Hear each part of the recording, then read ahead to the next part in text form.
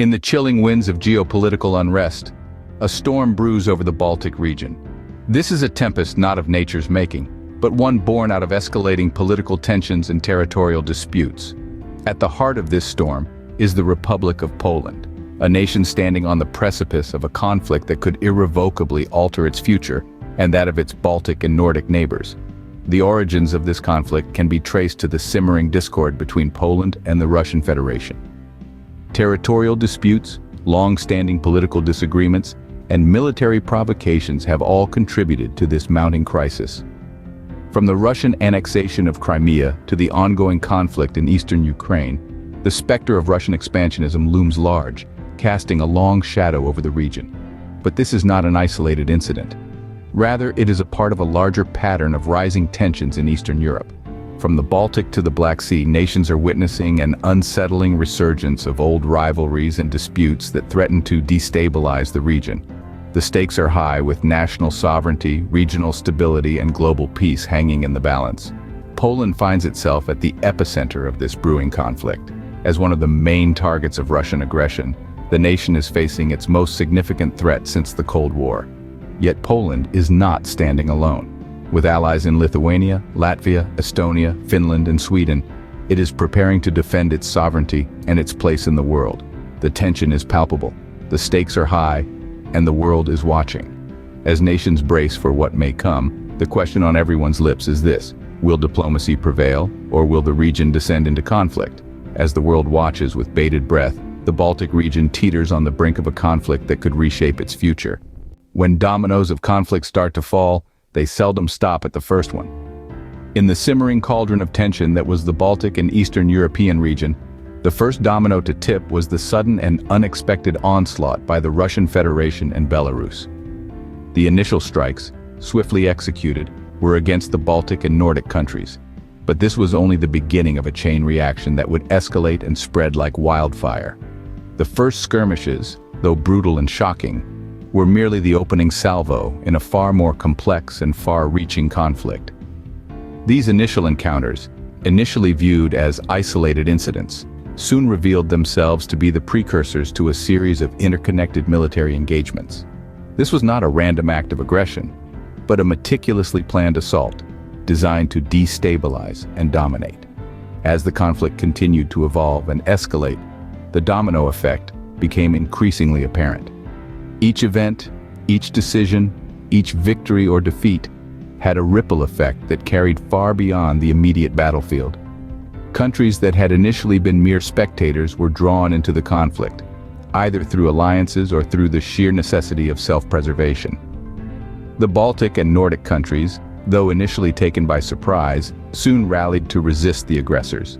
Each nation, understanding the dire implications of inaction, mobilized their forces and joined the fray. This was not just a war for territory. This was a fight for sovereignty, for freedom, and for the very survival of their way of life. The domino effect continued unabated, drawing in more nations, escalating the conflict, and pushing the region ever closer to the brink of a full-scale war.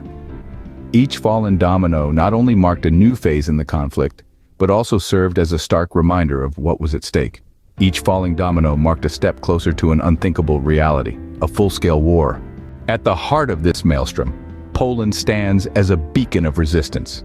In the face of sudden aggression from the Russian Federation and Belarus, Poland found itself under the greatest threat since the Cold War. Their borders, once symbols of peace and unity, now marked the front lines of a desperate struggle. The Polish people, faced with the potential loss of their sovereignty, put forth an unprecedented effort to defend their homeland.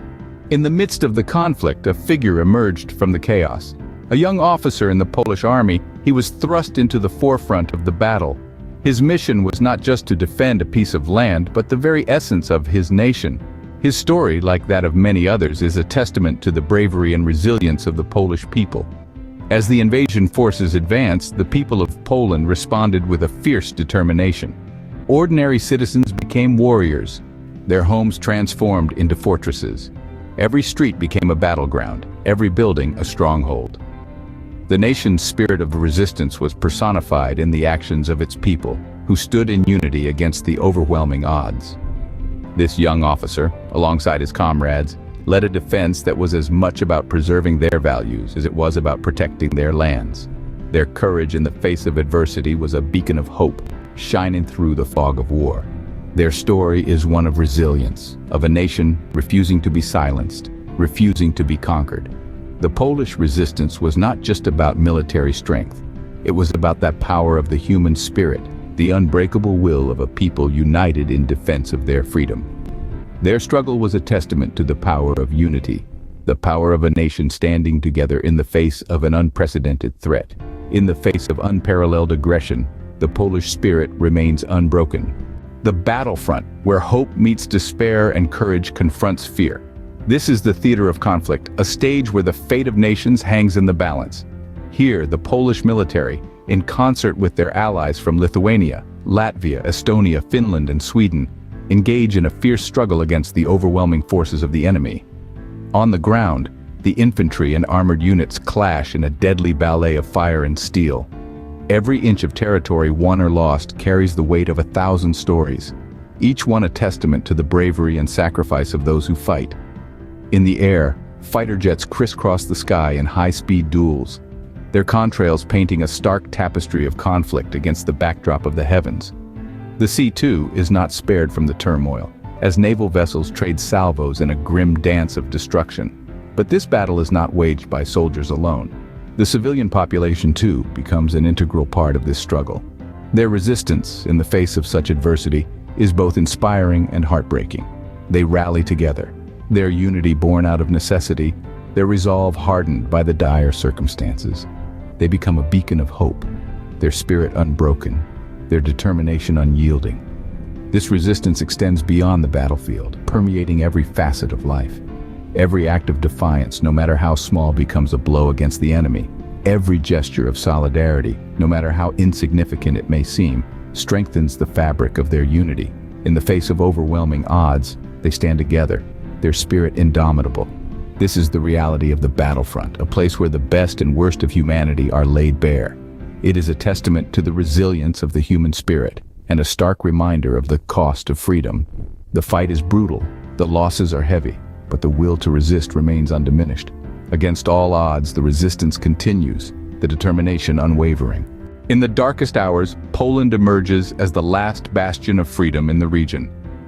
Amid the turmoil and the relentless assault, the Republic of Poland stands tall, a beacon of determination and resolve in the face of adversity. This is not a story of a nation alone. It's a tale of collective grit, of numerous nations standing shoulder to shoulder, ready to confront their greatest challenges. As we delve deeper into the narrative, we see a people united, a people undeterred. The Polish populace, soldiers, civilians, men, women, the young and the old, all coming together, embodying the spirit of unity and resistance. Their courage is palpable, their sacrifice is immense. Each fallen hero, a testament to their unwavering resolve, each victory, a tribute to their bravery. The war brings out the best in the Polish people.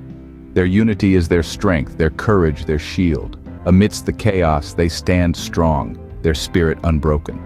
The world watches in awe as Poland transforms from a battlefield into a symbol of hope, a beacon guiding the path to victory. This is not just a military battle, it's a fight for the heart and soul of a nation. It's a struggle for freedom, for sovereignty, for the right to live in peace. The people of Poland, united in their resolve, stand tall against the aggressor, their spirit unbroken, their courage undimmed. And as the dust settles, the world sees a nation reborn.